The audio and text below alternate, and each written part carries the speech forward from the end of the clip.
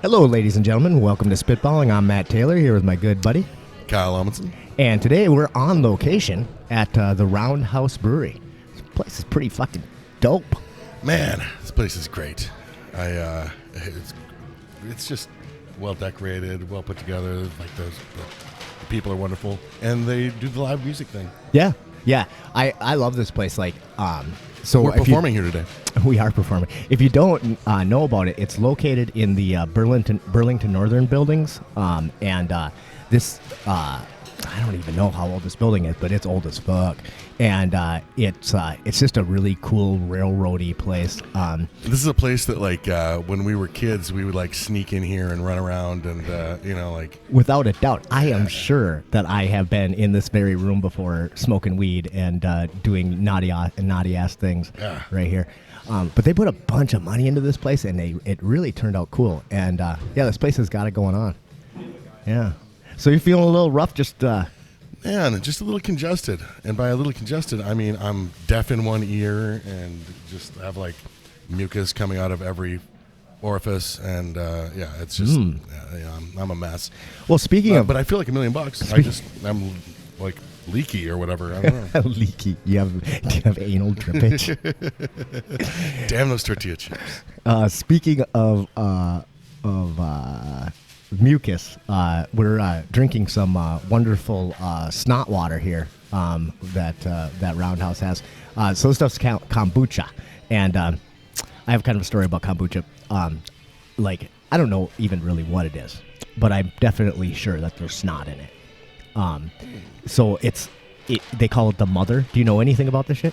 No. So okay, I'm gonna just completely spitball this because I have only the barest idea. I just like the name because it sounds like a former USSR, like Siberian. It's like a satellite state. Yeah, kombucha.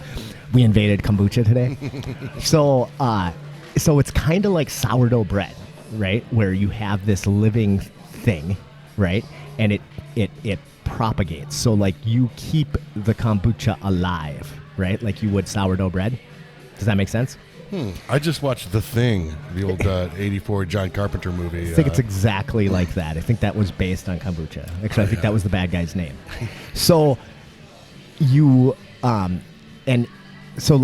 this is delicious, by the way. And this is the first time I've had kombucha since the first time I had kombucha was just the other day, and I had this stuff, and it was delicious. And this is really wonderful and filtered. It has a little blueberry taste, and it's kind of bubbly, and it's delicious. But the first time I had kombucha was 12, 13 years ago at the Eclectic Cafe, and there was this little dirty fucking hippie named Josh Meyer. Do you remember that little Josh kid? Meyer? Just a scrawny little kid. He'd always climb shit. He was famous for climbing up crazy stuff. And man, the name sounds familiar. Just picture the dirtiest, stinkiest little hippie kid you can think of, and that was Josh Meyer. Yeah. Anyway, well, since the olfactory thing being your olfactory senses being tied to memory, I'll just try to go back to the smell. Yeah, go back to the smell. So one day down at the Eclectic, he came walking in, and I was like, dude, what's that? He had this, I don't know, fucking, the bottle of shit, and he's like, dude, it wasn't soap. It's my, no, it definitely wasn't soap. He said, dude, it's my kombucha. And I was like, what the fuck is kombucha? And he's like, oh, it's this tea, and I make it, and it's really good for you and whatever. And he said, do you want to taste? Now, I don't normally, drink shit that people offer me. That's a thing. Actually, that rule may have came from this day. Wake up in a fucking bathtub full of ice. Pretty much. So he hands me this thing, and for whatever reason, I take a drink of it, and this fucking thing of snot goes into my mouth, and it was like Spider-Man, like Spider-Man's web, where he shoots it over your mouth, and you're trying to get it out, and I'm pulling this shit out of my mouth, and he's like, oh, dude, you got the mother. And I was like, motherfucker. And I'm trying to get this shit out, and I'm going to beat him to death. Ever-loving shit out of it. I was so pissed. And I don't remember who was with me, but they were holding me back from beating this poor little dirty hippie to death. So that was that was my last experience with kombucha, and I was just like, oh no, I don't drink snot water. but I tried it here, and it's really good. So this is delicious. Yeah. But I'm afraid that people are going to get alarmed because when I empty this, I'm going to throw this glass towards the camera. oh shit, we should have got a plastic glass. God damn it. So, what else do you have going on in your world? Man, well, the 4th season of The Expanse started. Did you watch? Did you start it? And Amazon dropped the whole thing like Netflix does. Oh no. Boom, all right there for me to binge. So I watched 3 hours of it yesterday. Yeah. Because I just finished, like day before yesterday, I just finished the last episodes. I finished rewatching the season. Watched the last few episodes of the third season. Yep. And motherfuck, that show is amazing. It is. Probably best thing on. I mean, better than Battlestar Galactica, which I love. I think it was better. Better. It was. I mean, Battlestar Galactica was was great, but it was like, well, far fetched, I guess. Like you had to like, and The Expanse. Even though obviously there are things in it that aren't 100% factual. They do such a good job with the science. Yeah. So it's a little easier to suspend belief when they're taking it pretty fucking seriously. Yeah. And that show, like just the characters and stuff like that. Now somebody told me that was from like a guy's gaming, like their gaming sessions. I don't know. I know the guy who wrote it, whose name I can't remember, is a pretty, is actually like, whatever, a trained physicist or like whatever. He's like actually smart. Yeah. He was very particular in the books about like how stuff happened.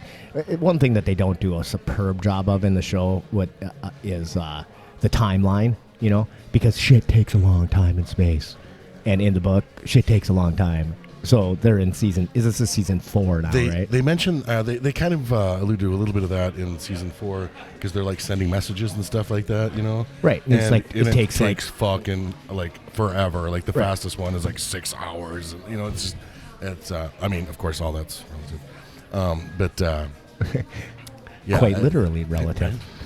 I thought about that when I was saying it. But little Einstein there. But then I was like, I was going to say something about it, but then I'm like, I'm not smart enough to back that up, so I'm not going to go there. But dude, I'm so I've been on a binge lately on podcasting, and so I usually listen to podcasts on podcast app, but lately I've been doing it on YouTube because I can Google like Rogan science shit, and then I'll like just get the pod. So I've been listening to all these fucking podcasts with him and astrophysicists and shit, and I'm like, I've just gone 25 minutes and I didn't understand a word.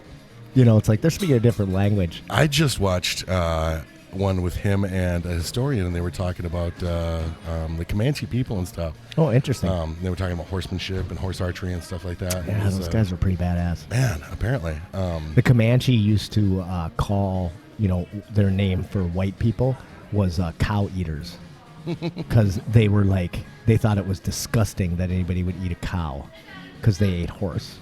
Fuck, like, did they not know what they're missing? Their animal was horse. Not that I wouldn't eat a horse. I'd eat the shit out of a horse. Oh yeah, for sure. For sure. Yeah, so that was cool. What else you got going on? Yeah, I don't know. Like I've been good at just last night was a crazy night. It's been super busy downtown the last few weeks. I think and we haven't been. I mean, last weekend we were really busy, but like unless like kids are home from college and stuff like that, we're not crazy busy. I mean, we're busier than we have been in previous years, but it's still not like what I would like to see. But I think the nice thing about downtown, once again, is people have options, right? And you can like, this isn't like where we're at. Basically, if you come out to my bar, you're probably gonna have a good time. But if you don't, you're fucked because like it's a long ways to go to any place else. Right. If you go out there and nobody else is out there, you're like, oh shit. So right. like that's anytime you have like a bunch of places in close proximity and wonderful places like 9th Street, which I don't know if I ever explained that, but that's so 9 in sign language. That's where that came. I never knew. Yeah. And I watched you do it, and I just thought I thought you were throwing a gang sign. Right. You know, Represent. sometimes I just throw it up because I'm so gangster. But yeah, so like all these great bars and shit, you know, like in close proximity, you know, if you're not feeling one, you can just go to the other. I always said that, you know, when you have a good bar scene, you know, like one bar should be excited that another bar is opening up if it's going to be a good bar, because a good bar helps a good bar. Fuck and yeah. that's a big thing. And last night was at Yesterday's Gone was their customer appreciation night. And they were just balls deep all night. Cool. And you know, we got a lot of overflow. Thank you, Megan. We got a lot of overflow on that. And it was but it was just one of those nights where I got there at 3. It was busy at 3:10, and like I usually don't have to turn the lights on and the music off and usher people out. But last night it was like at 1:20. I'm like going like, all right, I need your drinks. I mean, it was like or 1:10 or whatever. It was one of those nights. I'm like, holy shit, my feet are tired, and it was so fucking loud that I like lost my voice. So like this morning I woke up and I knew I had to do this podcast, and I'm like, okay, shit, I can't even order coffee. but the healing power of kombucha, which seems to do wonderful things to my internals. I don't know. This or water from Lake Minnetonka. Yeah, I saw that post on Facebook. The Prince Christmas tree is pretty cool. When you water your Christmas tree with water from Lake Minnetonka. So, go ahead. Oh, I was going to say we had something made me happy last night. Every once in a while, this will happen. We had a group come in Friday night, and actually they were mostly cops, and of course, like, you know, most of the group was cool, but there was some fucking they were fucked up and they were belligerent and shitty. And I talked to them a couple of times, like early. It was like 8:30, and I'm like, man, do you want to stick around or do you want to get the fuck out of here? You know. And I don't know if they were just trying, like, I'm going to impress me with their numbers or whatever, but I'm like, I got Josh with me. I'm like, we're good, you know, like, fuck you guys. But you know, and then they left, and then, you know, a couple, like I said, some of them were kind of surly. But then last night they came back in and they were like, hey man, about last night. I'm like, think nothing of it, you know. And they apologized. They were cool. They had stuck around all night, had a good time. You know, they were just great. And I just love it, you know, like, because when people come in, you know, like, we're super good about second, third, fucking 18th chances, you know. Right. And you know, if somebody, you know, as long as they want to be cool, they can hang out, you know. Like, I got a short memory like that. But it was just nice. They came in and they were really cool, and I just love to see that, because I don't like anybody to go away like salty or mad. You know, and we talked about it before, but it's just so cool when somebody like says, "Jesus Christ, sorry, man, that was on me. I fucked up." Absolutely. You know, that's being a man about your shit. You know, right. Like.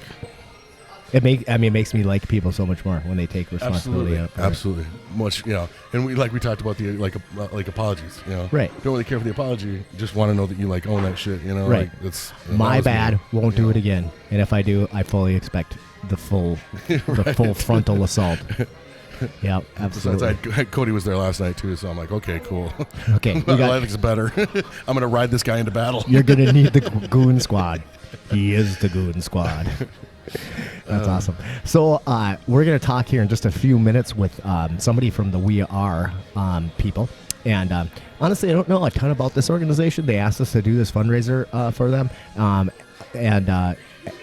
Like, what I know is that one of my coworkers works for the We Are Clinic, and I know that they do education for you know, with kids about, you know, reproductive stuff. So it'll be interesting because we are a couple of dummies, and. You know? So we're gonna for the next half an hour, we're gonna try really hard not to say anything really fucking stupid. Yeah, you know, because we don't want to, you know, step on anybody's toes here, and we want to be adults about this stuff, you know, and you know, this is you know, an organization that's all about like birth control and stuff like that. And as everyone knows, you know, I'm a firm advocate. You know, like I'm a big believer in birth control. I think everyone should you know, explore the other orifices liberally. And you know. Hey, not, you know, actually, okay, I want to talk seriously about this before they come on.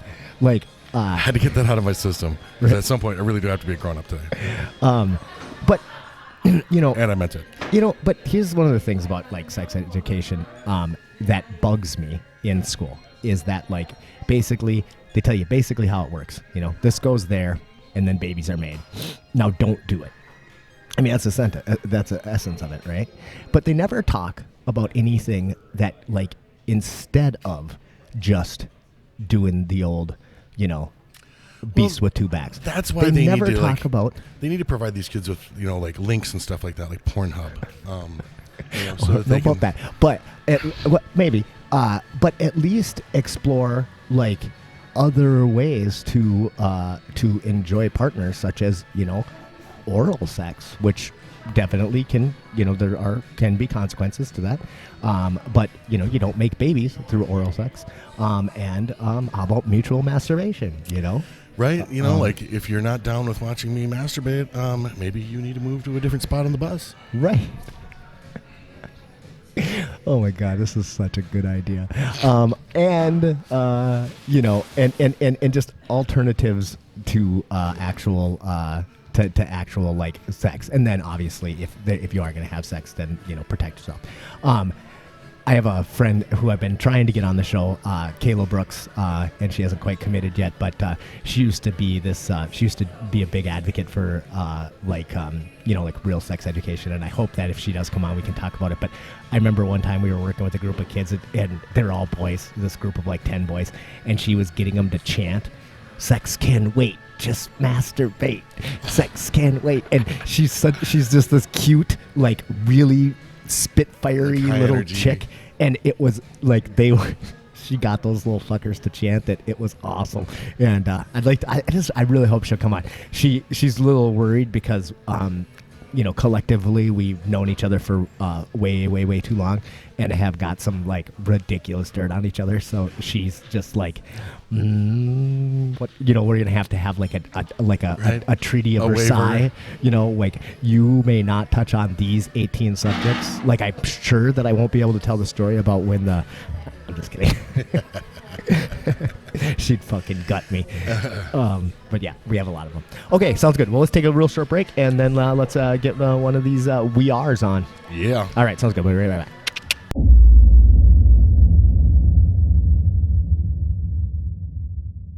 Welcome back to Spitballing, everybody. I'm Matt Taylor here with my good buddy Kyle Amundsen. And we have Sue Hadland in the house tonight. Actually, in the Roundhouse, so to speak. I'm here. And so you work for this We Are, right? I do work for them. I'm one of the founders. And what the heck is it? Well, We Are is a clinic. Okay. It is also a philosophy. Okay. It's a philosophy about the importance of people knowing how their bodies work, being proud of their bodies, understanding that sexuality is a fabulous part of our lives, right, and that we have to embrace that, and we have to encourage people to be knowledgeable and happy. Wow. Well, that's a heck of a lot different than giving rubbers to kids. That's what I thought we did. Well, we're willing to give condoms to anybody who needs them. That's for sure. Okay, so that is part of the idea. Absolutely. Is to actually help people Absolutely. get access to birth control, and specifically young people, or just anybody? No, actually, we founded the clinic. We founded We Are, which the R is Advocates for Reproductive Education, with the idea that there was a lot of there's a shortage of education around sexuality and our bodies and reproductive health. And so we started off doing education at the shop, which is the drop-in center for youth in the community. And we have expanded that to education at Port group homes, at churches, at CLC. And we also knew that we needed a clinic. We needed a clinic for young people who didn't have access, but also for people who were uninsured or underinsured. So actually, the majority of our patients are not youth, but young adults who are under and uninsured. Okay, and so the clinic part of it. So what is that like? What do you guys do? Do you dig out the bullets that got missed, or what? I mean, well, only if they're in certain places in your body would we dig those out. Right. Sorry, but no, we are a full service reproductive health clinic. We do testing for sexually transmitted infections. Really? We Okay. treat infections. We have our full pharmacy in our clinic, so nobody has to go anywhere to get medicine. They can get it from us.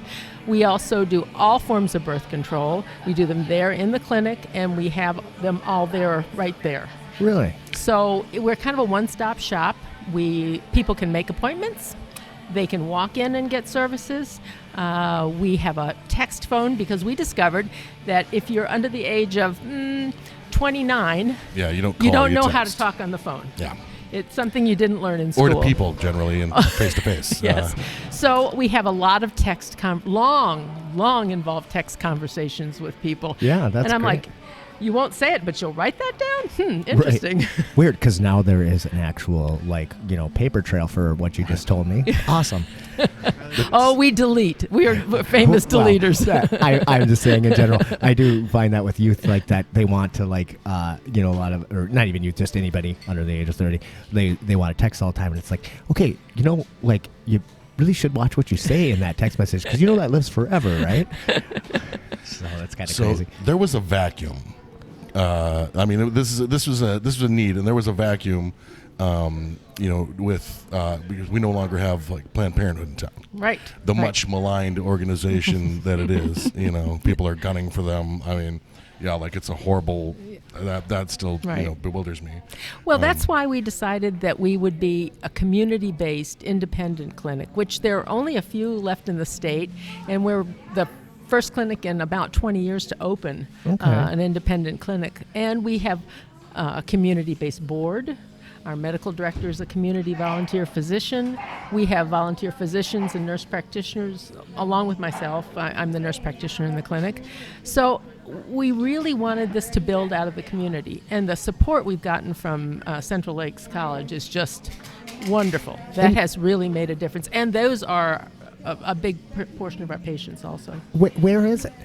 Oh, where are we? We are at 424 James Street, which is the building behind Wells Fargo.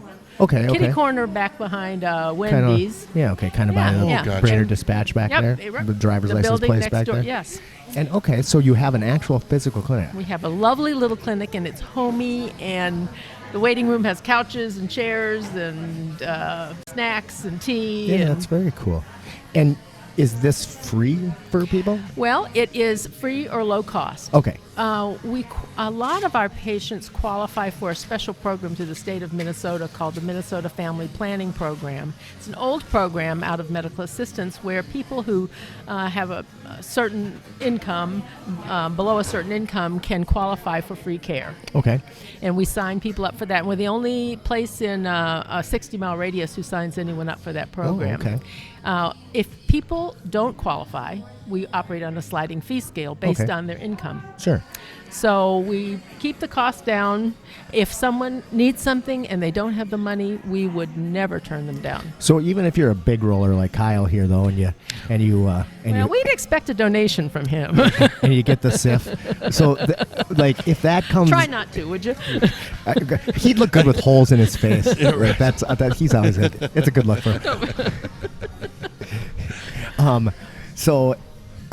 But if you had somebody that did have some money and but they still wanted to use the clinic, you would definitely see them, and then they would just pay some money, and that would be the way it would work. And there are a number of people who want some anonymity.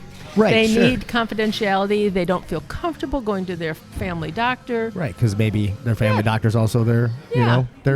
Their neighbor, and right, Yeah, exactly. And besides, you feel weird about going in and telling him that you have syphilis for the 17th time. Right. He's like, I told So you. judgy. You should actually feel weird about that telling anyone that.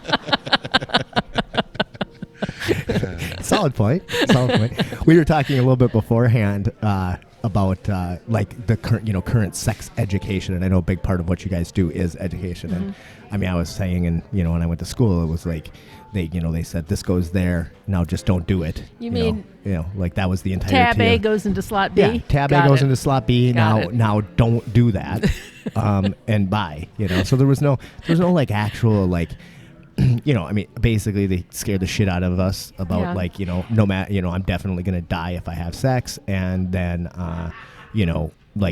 now go have fun, Shame-based education doesn't work in any area that I've ever seen. I think I don't think so. I just don't think it works very well. And we want, we all got here the same way. Right. And we want people to think that their sexuality is a good part of their life. Right. My inner Catholic just recoiled at the idea that shame-based education does not work. well. In all these years, you can do the self-flogging a little bit later, Kyle. We'll let you. The mea culpas are coming. So, how does your education differ from that? I mean, obviously, you're trying not to do shame-based, and like don't do this, but like also you don't really want kids just going out there and.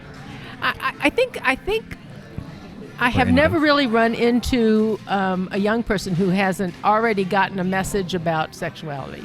Right. And I want them to know that they can get information, that I'm not here to tell them what to do or what not to do. But I'm here to give them the information that they need, the education that they need, so they can make good decisions. One of the education programs that we do is one called Healthy Relationships and Consent. Okay. So we spend several hours talking about what makes a healthy relationship. Do all relationships have to be sexual?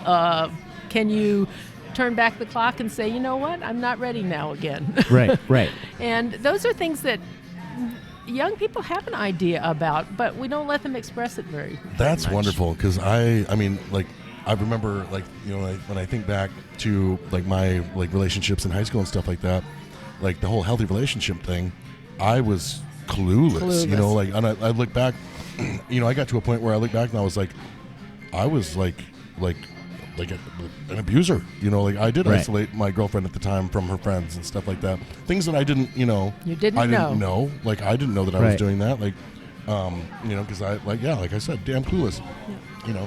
I know that I didn't have my parents' relationship, but I didn't know what to do about my own, my own relationships and stuff. So that's huge. I mean, I think, I look back, I think about these unhealthy behaviors and stuff, and I was just clueless. Yeah, nobody told. I mean, I think the only thing I remember about sex education was basically watching some nasty ass videos, and then that's it. Like we like to show pictures of things that make people squirm. Right. That's a popular method of right. Yeah, man. I'm not joking about syphilis, man. You look back at syphilis pictures; those people do not look good. They're literally holes in the face. Well, and what we want is that young people to say, I've had sex at some point with another human being. I should go in and get tested, right, and not be afraid that they'll be judged. So one of the things, it's a big event that we have at CLC every year is a free STI testing day, and we just get people to come and pee in a cup and get tested for chlamydia and gonorrhea, and if they want to, they can wear the "I was tested" button, and it gets to be a thing where that's very cool. The "I was tested." It's like saying I voted. It's like I should be proud of it. Yeah. And it doesn't say anything about their sexual relationships. That's their business. Now, then, do you give them another badge that says that they failed? Or is that... And I always get really confused about the negative, positive thing. If they fail, they get a prize. They get medication. Okay. Because I got an F+. When your test comes back negative, you're like, oh, no. I don't get to take wait the a second. pills. Is that good? I'm so confused about the positive, negative. We talked about that before, actually, on the show. I talked about, we were talking about, the scariest stuff. It was our Halloween show. I asked Kyle what the scariest thing that ever happened to him was. And I talked about how long it used to take to get the results from an HIV test back and stuff, and just sweating it out, thinking second guessing every move you've made, and it used to take so long, and now it's so fast. Yes. I'm like, well, that's better. But we are not seeing a reduction in the numbers of especially young people with sexually transmitted infections, and really, our clinic numbers are higher than the state average. Yes. Oh, well.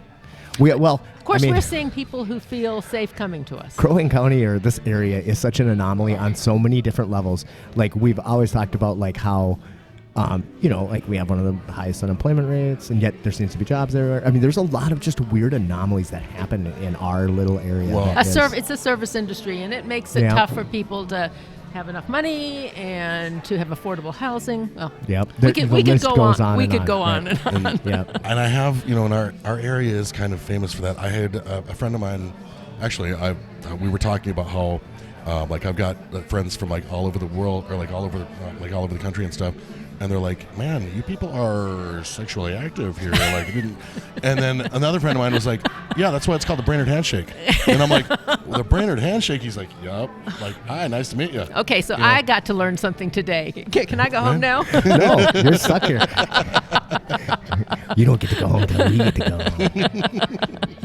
So, what we're doing today? What are we doing today? This is a fundraiser, right? It's a fundraiser, and Roundhouse is just wonderful to let us come in today and give us a little pretty great place. Little bit of money off of each beer that gets sold. We have a lot of our supporters have sponsored the first 50 beers they'll match, or they'll match up to $500, or match Nice. 50 cents on every beer sold. So we have lots of sponsors, and food, and silent auction items, and things for kids, bracelet making, and hot chocolate, and so it's really a family event. And I did hear that that at some point the angry Christmas troll, what's his name?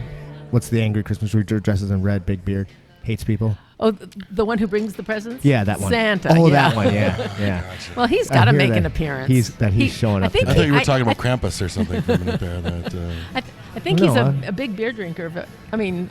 Yeah. Got to keep think that so. He doesn't not look like a beer No, drinker. and I think he likes really those dark, robust beers. Yeah, for he's sure. got that going for him. Yeah, no, that will be super fun. Cool. So if people want to, support We Are, how do they do that? Well, several ways. Of course, we are happy to take a contribution, and that can be designated toward something, toward education, toward our education program in Pequot Lakes, where we're bringing a Twin Cities theater group up to talk to middle schoolers about how to make the adjustments into junior high and high school. They could support long-acting birth control. They could give us $1,000, and that would buy an intrauterine device or a Nexplanon. So we are willing to take cash donations. They can send it to We Are. They can stop by the clinic and drop it off. The other thing that they can do is that they can be open and understanding, and they can let people know that they support accurate medical information and good health care in this community. Now, how targeted can those donations be? Like, if you know a particular teenager, can you just like give the donation like in their name and just say, make sure that kid doesn't breathe? Right. Asking for a friend. just asking for a friend. I've heard this before. I would like to purchase 27 chastity belts. That would be great. That's a sideline we haven't gotten into yet. I don't think I've ever told this story in front of people before. No. I love it when you start stories like that. So when I was about 17 is when I had my first like real active girlfriend, right? And had that where we were actually like having the sex, and we're being careful and all that. But I don't think she was enjoying. I don't think she liked it. You know what I mean? Like I was like, and my buddy who was quite a bit older than me, at the time, he was like, "Hey, how's it going with I'm not gonna say her name." I was like, "It's going all right, I think." And he goes, "Oh yeah, you guys, And I was like, "Well, yeah, but I don't really think she likes it." He's like, "Well, what do you mean?" Well, what do you do? What happens when you have oral sex with her? I was like, "What are you talking about?" And he's like, "Oh Jesus." So like for the next 3 hours. You did your research. You were doing research. There was a whiteboard, like detailed drawings, like prescribed techniques. At one point, there was an apple. I didn't have to do any. Just like he was like showing on an apple, and I was like, and I think my sexual partners from that point forward really owe Aaron a big thank you. So if you want to send Aaron anything, he's the one who made it happen. Oh dear. I joke about it, but I mean, well, it seriously happened. But also, like, it's judging also by like, my record, if you have Aaron's number, I should probably still give him a call. You might want to. I think he does. I think that's what he does for a living. But like, even though at the age of 16, 17, like I understood how to have sex, I didn't understand how to just the mechanics. Just the mechanics. I didn't understand how to enjoy sex, and that or may how be, to help my partner enjoy sex. How to like, I mean, that was simple things like that. The advice he gave me was stuff like, ask her how she feels. Oh, isn't that awkward? You know? I say if you can't talk about it, you really shouldn't be doing it. Right. And there are a lot of young people who are having sex who feel uncomfortable about it, and they sometimes want permission to say, no, you don't have to do this. Yeah. You can hold off for a while. Yeah. And wait until this is right for you. I don't like that. Don't do it. Or, hey, but even, and I think that we kind of have a stereotype that this happens more with women than with men, but I think it happens as much with men, is to say, I like that. This feels good to me. I want that. Yeah. You know? But I think with women too, especially, that can be a real issue, that they don't want to like come. And I felt like at that young age of 17, I was like given permission to do that, and yeah. And so I think that is important, not just like how to be safe and how to like whatever, but how to like actually have a like a sexual language, how to like it's okay one to of say. The other things that we have at the clinic is a library, and we have Kama Sutra. We have a whole lot of books, Penthouse forums, a lot of books. Now you can hit them. You can hit them at any time. It is no. completely no physical abuse. No, it's not. Sorry, it's the kombucha talk. Have you seen the size of him? You can't hit him. You can just wail away. He takes punches for professionally. A young woman will have all sorts of questions about themselves. We have a lot of books about transsexual or transgender, lesbians, gay, bisexual. People can read about it and find out the questions that they can't ask anyone else. Right. And I'm a big believer in, if you don't feel comfortable saying it out loud, read it in a book. Right. Yeah. No, I think and that's make sure you have true. good resources. Right. I was just thinking of the other day about how crazy, how fast and crazy that's changed. Remember back in the day, we were working a lot on the vote no, thing when Minnesota was going to do the referendum and now, now gay marriage is, a constitutional right. It just shows that change can come. Right. And people can change their hearts and their minds. And it's weird because I feel so much like we've been going backwards because of the way things seem to be, the derision in our political discourse and everything like that. Yeah, especially after the vote no thing, and that got beaten down. I felt like that worked. We got the vote no. Oh, yeah, but I mean early on. We kind of I know it's kind of immature for me to think of it this way, but I feel like we chased the knuckle draggers into the closet a little bit, and and now they're coming back out. In full force. That's a good. I think it's that way for several different topics. Right. Everything does, everything does kind of have to have an equilibrium, though. So when you have when you do make a step forward, you probably are going to take a step back. But I think overall we have been making progress forward, which sometimes is hard to recognize. But hey, good for us, man. I mean, good for our country. We've really made some incredible progress. We got a ways to go. But we have ways to go. We definitely have ways to go. Well, I was actually just thinking when you're talking about how 10 years ago, it would be very difficult for somebody to get resources on how they feel about not if they had to wanting to explore their sexuality. I think that's true. At least to get good information, accurate information. And now it seems like it's much easier, and that there are a lot of people that are out there willing to support it, which is awesome. we have parents and young people come in together. Yeah. They come in and we all sit down and talk, and that's just a wonderful thing. If parents come in and say, my child has questions and I can't answer them, can you help? Right. So that's a cool part. Very cool. That's cool. Very cool. Good. Well, anything else you want to talk to us about? Anything else going on? Thank you. This was fun. Yeah. Do you think I have a chance at a career? As a podcaster? Yes. Absolutely. Okay. Absolutely. Certainly.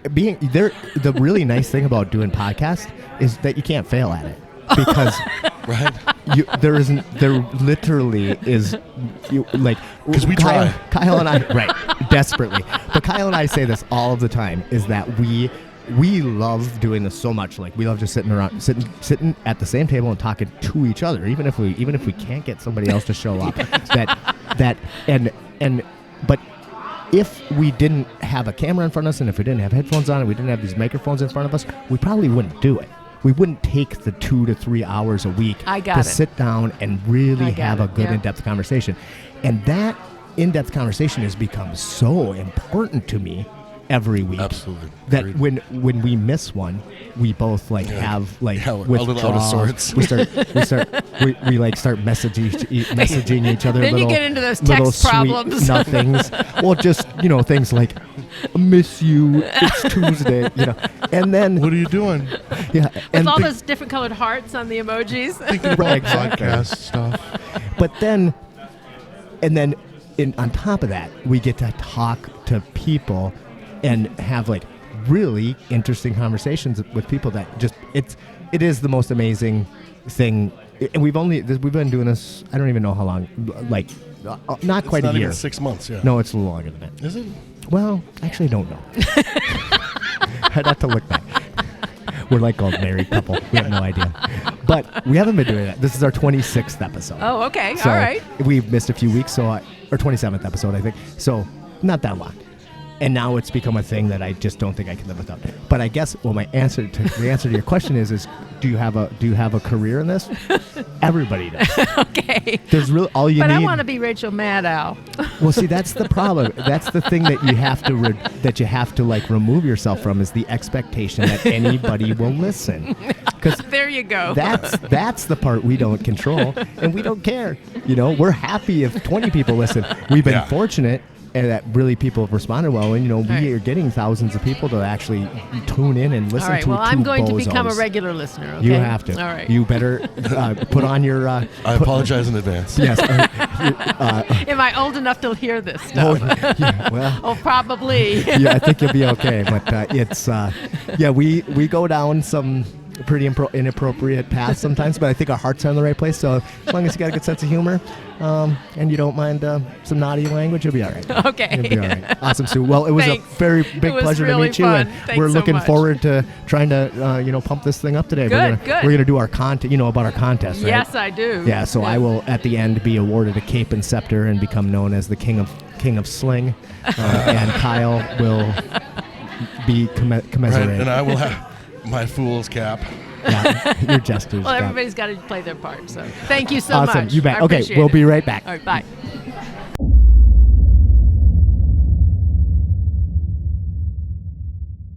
Welcome back to Spitball, and I'm Matt Taylor here with my good buddy Kyle Amundsen. And we're here with Holly Rose McKnight. How you doing, Holly? I'm doing good.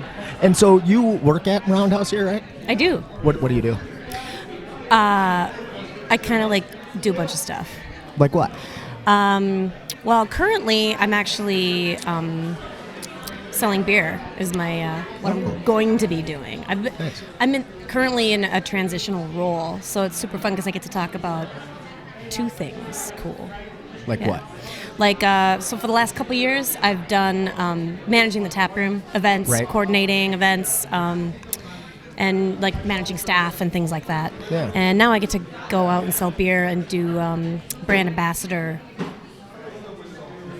tasks, which is my new official title. Oh, cool. So you kind of caught me in a funny moment, really, in my career here at Roundhouse Brewery. So now you're transitioning from managing the tap room to going out and selling beer. Yeah. But you mean in the to other places? Yes, correct. Oh, very cool. Very cool. Yeah. Cool.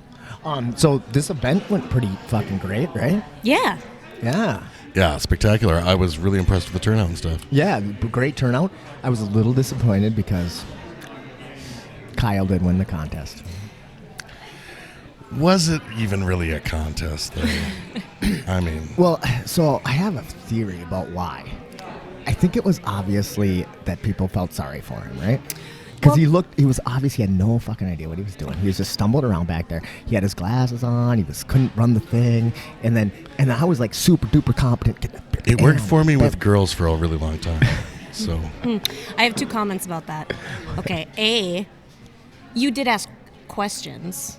Well, Absolutely. you did too, but I don't know. I had a couple really good, solid questions for you about what to do which was kind of a thing. I knew what to do for this one. Well, yeah, you already knew what to do, Matt. You were good to go, but anyway, I got my ass kicked. That's okay. But we did raise quite a bit of money for the We Are, so that was pretty cool. That was really, really great. So that was awesome that you did that, and I think that also our new tapper manager, which is what Suli. I was doing. Suli, our new tapper manager, she was behind your guys' back pretty hardcore. So She's that a really rock star. helped too, I think. She was kind of a rock star. Yeah. So the first part of the thing, Suli was on my team, and then Ty was on Kyle's, and Suli was being so aggressive with the tip bucket that like the people were like scared and just kept throwing money in my bucket. But then after that, I was like, "Ooh, you better be on Kyle's team for the second half." So I'm pretty sure that's why he won. It's that, or they were belt for ARB, right? And I may or may not have stopped at the ATM on my way here this morning. Oh, well, there you go. Well, good for you. Cool. So one of the things about Roundhouse that I've liked since I started coming here, which is just shortly after it opened, is that you guys have some like really killer events here. Not just things like this, but like some really awesome bands. Yeah. Yeah. But one thing I don't like about it is the sound. Oh. It's tough. Yeah, This is a true. tough room to have good sound in. And we've Yep. talked about it a few times on the podcast, but hi, Suli. We were just talking about how awesome you are. Yeah, we were. We She can't really, truly actually were. hear us very well right now because Right. of the headphones. And then now she's talking in a whisper that won't help us either. So perfect. But no, She was saying "Love you guys." Oh, love you. Okay, Yeah. well, we got that. Yeah. But I mean, you guys get some like super duper awesome, talent up here. I think that's great because like I think that's a huge hole in Brainerd. There's just not much for original music right now. Yeah. But it is a hard room to have good sound. It in. is a hard room to have good sound in. Yeah, That's very true. It's tough. Yeah, it's kind of on a a holiday wish list. Holiday, Christ May, yeah. Christ May, the evil elf. Yeah, that one. Yep. Of soundproofing this room a bit. So that's actually something that's kind of in the docket good. for us. That's really good. Because Yeah. we have had a lot of other local or Minnesota bands from Duluth, Minneapolis, and other outstate areas that would love to be in here, but their acoustic style doesn't quite fit with the way that the room works. Right. But they're on the docket to come in once we get like a better sound situation Right. in here. So Good. that's Well, a thing that's going to happen awesome to hear. eventually. That's awesome to hear because Yeah. my buddy Drew Peterson plays here quite a bit, and he Yeah. loves playing here. Yeah, he Drew's loves great. it. He could care less what the room sounds like. Honestly, he's just like I don't know. I just play for myself. But I'm always like, man, I want the sound to be better. And he's Yeah. like, Yep. really. And we were talking about it. We talked about it for quite a while one time, and he was saying, it's not that hard to do. I mean, like you can do some acoustic paneling and make some shit better. So Sure. Yeah, that would be very good. You guys know a guy? Or? Well, Drew Peterson. I mean, he was the one who was telling us how to do it. Does he? Oh, he knows how to do it. Well, yeah. Oh, really? Oh, Yeah, cool. man. All The guy's right. been a musician for a professional musician for 16 years, and has worked in recording studios and everything. So yeah, he'd be an awesome resource to talk to about it. But yeah, very cool. All right. Well, what else do we want to talk about? There's. Man, I really don't have anything. I mean, I was really impressed. Oh, You guys you guys are a gem. The community involvement stuff and the great events and what a great outfit. I mean, this is the coolest. And this was more fun than I thought it was going to be. I mean, good. it sounded fun, right out of the gate. But man, this is great. Cool. It was Yeah. really fun. We do have to mention the band, the beautiful band that played tonight. Man. We were just talking about it beforehand, but Hans Blix and the Weapons Inspectors. They have an awesome name, first of all. Wonderful band, wonderful name. Yeah, I have a confession. I heard you talking earlier about what Hans Blix means, and I actually don't know. Okay. So maybe you want to say that about that. How old are you? I know you're not supposed to ask. I know you're not I'm supposed to ask a person. actually technically a millennium. I'm a Millennium? the little. Blah. I'm one of Okay. those. Yeah, I am technically. So just that's all I'm going to say about that. Okay. So back On the latter end of that Back is my era. So. during the second Bush administration. Okay, yeah, I so know what that means. W. Okay, as we Yep. like to call it, W.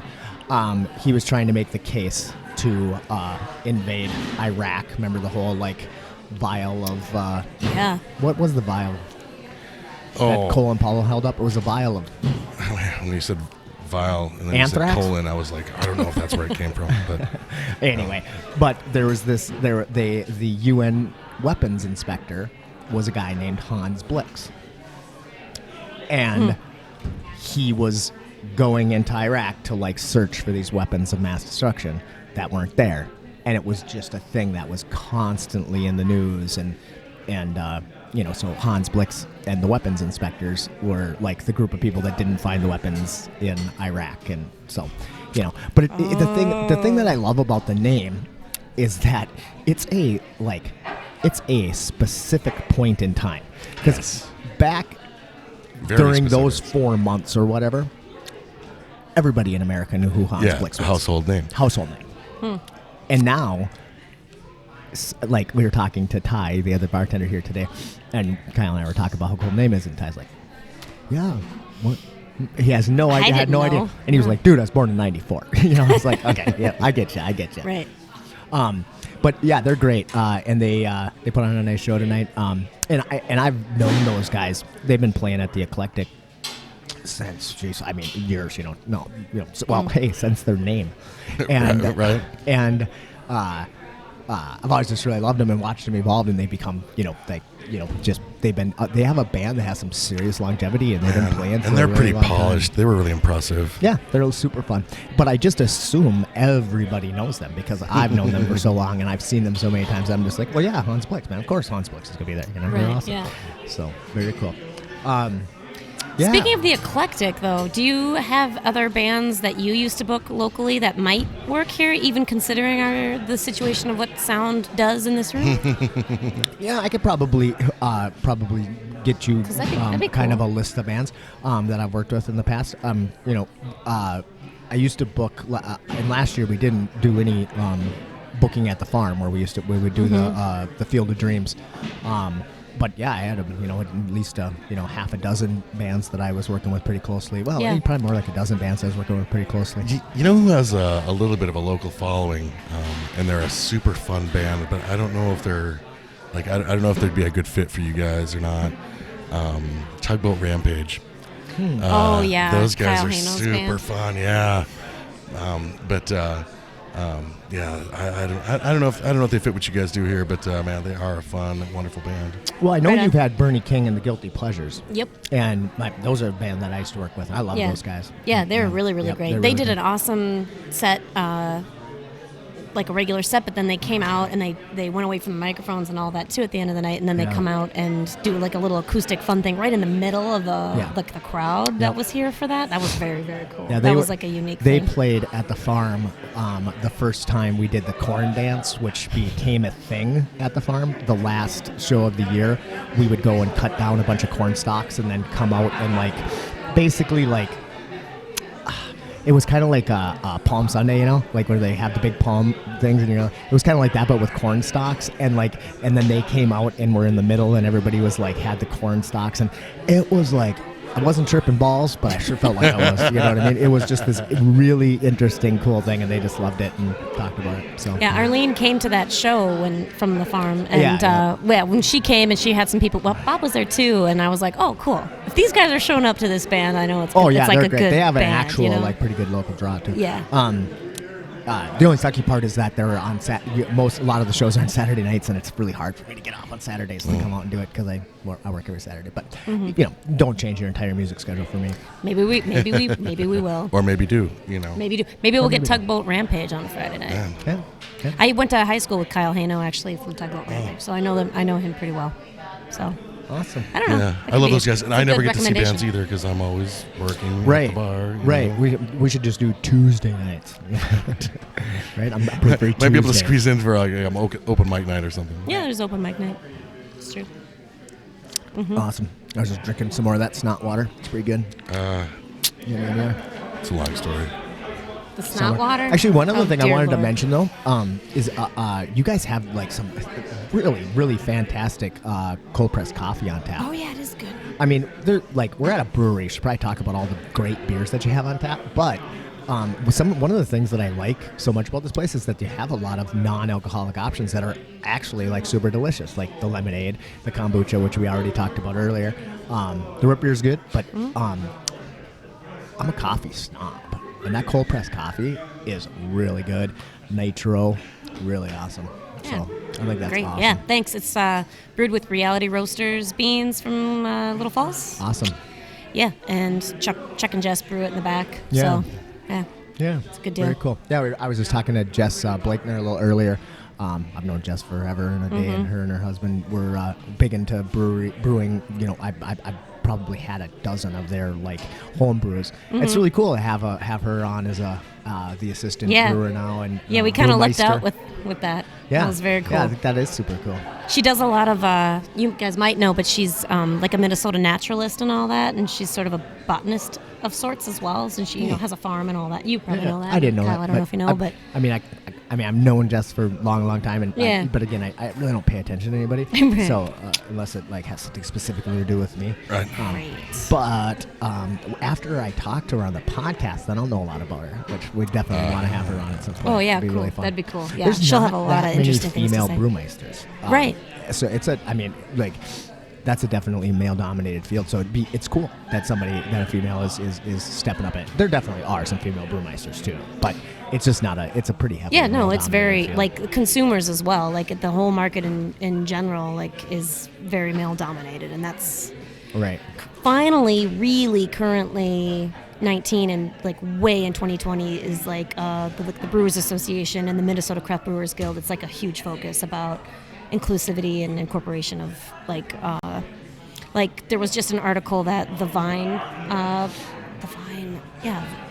posted. I shared it on the Roundhouse Facebook page today about like big craft beer stories of 2019, and like a lot of them are about inclusivity and interesting, like African American brewers, right.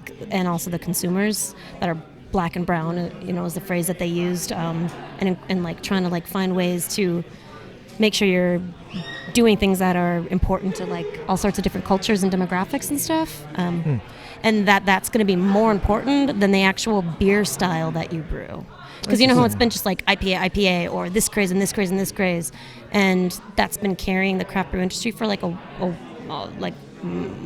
forever, kind of, right. Or at least in modern times, forever. Yeah. Though I mean, I get a little like everybody. I'm like, lay off the IPAs, motherfucker. I love IPAs. Well, yeah, everybody loves like, IPAs. Everybody's starting to get like all snobby about how like, oh, everybody only likes IPAs. Yeah, because they're the best fucking beers in the world. Period. Right. It's the end of the story. Sure, right? But no. That's universally agreed upon. No. Oh, no. Shit. No. Oh, whatever. Not universe, but like it is. But it is true. Everybody that we know loves IPAs. I know exactly, and what they're always going to be around. And I love like a very specific style of IPAs. Right. And there's definitely that. I love a specific style of an IPA, and pretty much that's the only beer I like. I don't like any beer outside of that. Sure. Outside of that, so I'm not. So everybody's like, oh yeah, you're really into craft beer, and I'm like, no. I'm into one style of craft beer, which is not being into craft beer. I actually don't like most craft beer. I like IPAs, and I like good hoppy bite you in the balls IPAs. Bite you in the balls. Sure. So I'm not very inclusive in that respect. Right. So to that point, like our tap line, we've got typically 3 IPAs on. We have like 12 or something tap lines, and then all the other styles. And so that article that I was mentioning was talking about not just the style that you brew being the most important thing about your brewery that's going to carry you forward and keep like all the breweries that have continued to open. There's 8,000 breweries in America right now. Oh, no kidding, yeah. And it's going to be the people that you sell beer to and who you hire is the point of what I was mumbling about earlier, which I think is kind of interesting, you know, because it's not just you and your IPAs, and it's like anybody that likes, doesn't matter if it's an IPA or the Wild Rice Ale or a lager, you know, or whatever. It's that you're brewing styles that anybody can drink, and they're consistently that anybody can drink, you know, and not just glitter beer and shit like that. And then that who you're hiring and who you're doing events with and things like that, broadening that scope is what's going to carry you forward and make sure that your business as a brewery succeeds and stuff like that, which I think is awesome. Right. No, I totally agree with that. Like we were talking about it last week. We had Tony Brown on, who was a jeweler, and we were just saying over because he just recently left his job and started basically he calls himself a concierge jeweler, where he goes and like, you know, works with individuals or whatever. But we were saying over and over again, you know, like nobody was going to your jewelry store because it was your jewelry store. They were going to your jewelry store for you. Yeah. I mean, and that's I think completely. I went there. I sent a buddy there. You know, like it's like go there to see Tony. Like I couldn't, really, I'm like the name of the company that he worked for, totally inconsequential, But he was there, so of course I went there. And I think that's the way I choose bars. That's the way I choose, like most of the things that I choose is by the people that work there. And though it is important that the product's good too. Yes. And I guess the example, I know we're talking really specifically about beer, but the example I always hold up as far as kind of like shitty everything except super fucking awesome beer is Bell's Two Hearted Ale, which is, bar none my favorite IPA, and it's kind of the best. It's like a classic, perfect example of an IPA. Yeah. And yet their marketing is horseshit. Their bottling is ugly. They almost try. Their logo is incomprehensible. They almost try to be to not try, and yet they still have the best fucking beer in the world. And I'm like, so yeah, love Bell's. I love Bell's Two Hearted particularly as well. Yeah. That's the only. I shouldn't say that's the only one that I like of theirs. But the other ones you can't really get. Like they're, that's their only readily available. Right. Well, and Hop Slam, which is their imperial, but other than that time of the year. Right. I realize it's just like when I'm talking about super intricate jiu-jitsu, Kyle has no fucking idea what I'm talking about, which is totally okay. What other beer, Kyle, do you drink? Do you drink Coors Light? You like Coors Light? That's your beer? I'm just super domestic. Or are you being funny? No, I really like. I have super simple, really domestic tastes. And I'm not much of a drinker anyway. But it really boils down to all of his tastes. We're talking about how he thinks mayo is spicy. And, he says mayo, is that water? Really, that water spicy. What's it? What am I enjoying on a great night out? Fucking Coors Light, Jägermeister, cocaine. But that's I don't. Yeah, that's the hat trick. And I have so many almost every so many beer snob friends. I'm I'm drinking whatever piss. Shut up! I'm gonna dump it on you. Ugh. But that's also a current thing for craft breweries to be doing is brewing more lighter beers and things that are more palatable to the average domestic beer drinker. And Makes sense to me. That's part of a thing that breweries kind of need to do and are starting to do as well, which we've had our Boom Lake Lager on forever. As one of the first beers we ever brewed was just a straight up classic light lager. That's essentially anybody that comes in and wants a Coors Light or a Bud Light or whatever.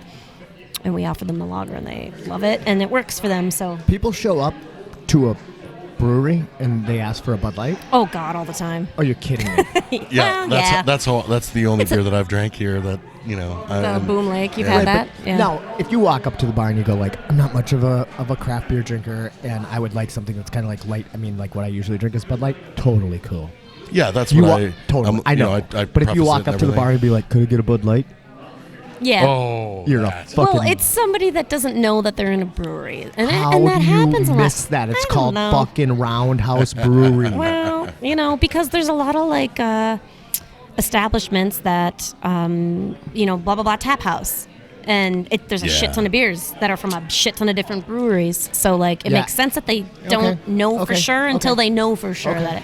I can buy that because Tap House... If you're not from the area. Tap House. I get Tap House. There's a lot of Pat's Tap or, whatever, and I don't know other places. But brewery, it really does mean your own beer. Well, yes. It's pretty hard to miss. That's true. But, you know what? To each their own. There are a lot of idiots in the world, and we don't need to criticize them. But we are. We don't. we don't need to. We just want to. Awesome. Sounds good. Well, we got to wrap up pretty quick here because we are running out of time. But is there anything else you wanted to tell us about? Store? What? The store? My store? In Brainerd, downtown Brainerd? That? I could. I mean, it's not Roundhouse related. But that's all right. Hey, we're not related to anything. So Steven and I are opening a store downtown. Yeah, right. That's happening. When is that? Actually, I just talked to Steven today as he was. What did he say? Fixing his hair in the bathroom. Yeah. I liked his bathroom. I was like, seriously, bro? You were both fixing your hair. But he looked good though, right? It was perfect. Yeah. I mean, sick flow. Perfect. But I was like, hey, whatever. And he said that it just that they just finished the floors or whatever, and so he's actually going to be able to get the keys here shortly. And so that's pretty exciting. But you're going to do like basically like a thrift store, right? Yeah, it's a thrift store. It's like awesome. It'll be kind of more of a, trying to make sure it sounds nice, but sort of like trendier, more kind of, not even upscale isn't the right word, but sort of hip, like boutique resale in a way. So it's curated. Curated is the best word to say it. It's not just like we're putting anything on the shelves. I can grok that word. You can grok that? Yeah. All right. Yeah. Well, cool. Can Kyle grok it too? Absolutely. Sweet. I knew I liked you guys. You could, if you could somehow be a concierge as well, that would be just perfect. That was our word last week, was concierge. Oh, right. And I was like, I fucking love the word concierge. It's a great word. So we're gonna concierge the store. Yeah. A curated concierge experience. Yeah, resale. Oh my God, Yeah. No, that's a curated concierge. Say it again. Yeah. You know, like when you have when you go to a hotel. Yes, I know it. The person. Oh, I didn't. I'm sorry. I thought I was just mansplaining. I was gonna say that. Damn it. Damn the mansplaining. I just can't say the word. That doesn't mean. Totally got it. Concierge. Is that right? Yeah. Absolutely. Okay. Yeah. Yeah. Yes, we're gonna do that. Not to be confused with a conciliere, which I think it's conciliere. Concierge or like a conciliere. The Italian thing. Yeah, the which is Godfather like the thing. Godfather thing. Yeah, conciliere. Consigliere. Consigliere. Consigliere. I'm not sure. You know what? We're gonna have to Google that. Hey, Shelley. Don't correct us. All right. My wife's Italian. Maybe she knows. I don't know. Probably. We'll look into it. Sounds good. Okay. Yeah. Well, thanks for asking about that. You're welcome. Actually, because that is a cool I wasn't thing. sure that you want to talk about, but yeah, I'm definitely it's fun to excited. talk And about. I think maybe at some point when we get a little closer, we're going to want to have the Steven on. And oh my God, have the Steven on. Have the Steven and call on. him the Stiv. The Stiv. The Stiv. Yeah, that would be a great idea. Yeah. Oh yeah. The Stiv. I don't know what the fuck. This has gone off the rails. I don't know what the hell we're talking about. It's for next time. Okay. Fair Roger. enough. All right. Yep. Sounds good. Well, we will see you guys next week. We're not exactly sure who our guest is going to be. We've got a couple everything in the hopper. We've got like people that we're trying to like.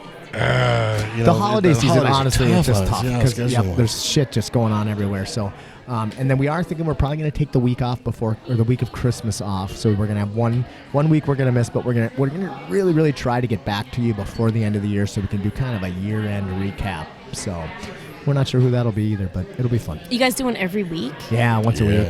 Mm-hmm. Wow. Yeah, it's how long are they? Big fan of the show. 5, 6, 7, 8 hours. No, usually they go at least 2.5 to 3 hours. We don't mean for them to go that long. We seriously don't. Are they edited? Fuck no. They're unedited. Unedited. No. Yeah, we just so nothing I said is going to make sense really at all. Then, no, it's just straight up. Okay, yeah. right on. So well, my apologies. All we do as far as editing goes is I cut the bullshit in the beginning where I'm like, okay, are we in frame? Blah blah blah blah. I cut that. Gotcha. Okay. And then I put an end on it, and then cut any of the middle stuff like where we Did go I to the bathroom swear or yet? something. I don't know. You can sure can. Get me to swear first before, because otherwise, that's not fair. Repeat after me. Cunt, shit, bitch. Cunt, shit, bitch. There you go. Whore. Got it. What? I don't know why they seem to all derogatory toward women. Yeah, I was just. Why did you? there's my why real did you authentic say the swear. shit that was all derogatory toward women? What are you using those swear words for? Me? Yeah, you clearly said them. There's a video of it. Thanks, Matt. You're welcome. Yeah. It's all part of record now. Shit. All right. Shit. We will see you guys next week.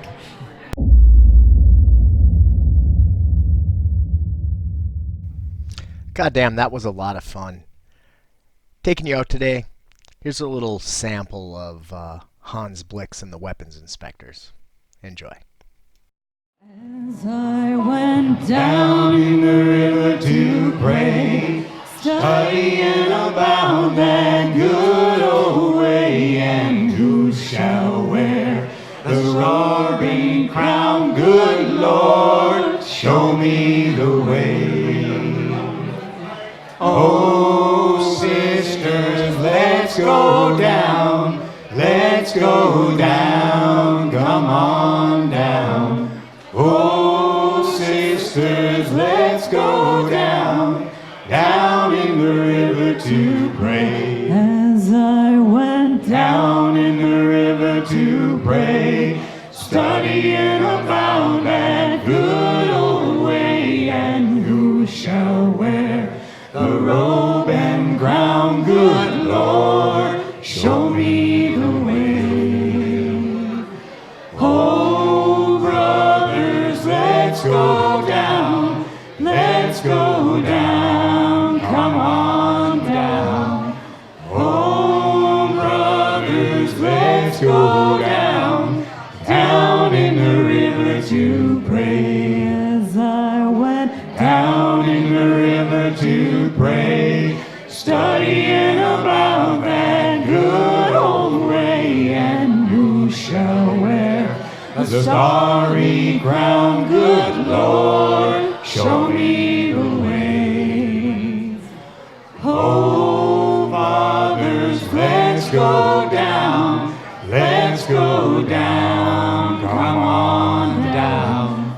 Oh, fathers, let's go down, down in the river to pray. As I went down in the river to pray, studying about that good old way, and who shall wear the robe and crown? Good Lord, show me the way. Oh, mothers, let's go down, let's go down. Don't you wanna go down? Come on, mothers, let's go down, down in the river to pray. As I went down in the river to pray, studying about that good old way, and who shall wear the starry crown? Good Lord, show me the way. Oh, sinners, let's go down, let's go down, come on down. Oh, sinners, let's go down, down in the river to pray. As I went down in the river to pray, studying about that good old way, and who shall wear the robe and crown? Good Lord, show me the way.